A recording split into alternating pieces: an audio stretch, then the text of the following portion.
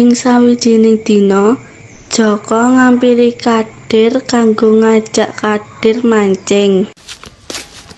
Kadir, ayo mancing. Nang ngendi? Kali lor kono. Ya ayo. Kok mancing?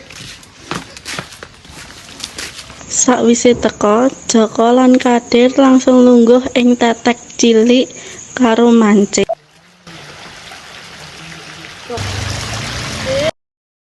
Kok ra ono iwak ya, Kadir? Mbah paling iwake padha mlayu nyamang rupane sampean. Rupaku elek e.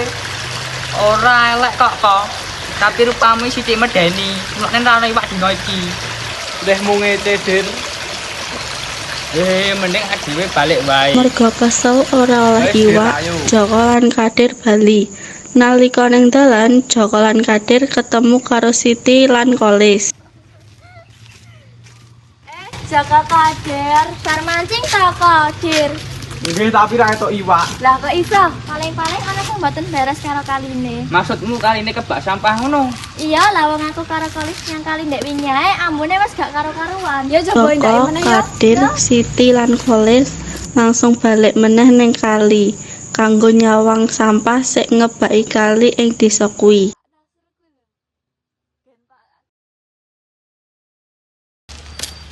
Layakno dina iki ra ono iwak. Lah piye lho wong tiyang kamu iki padha karo kupinge?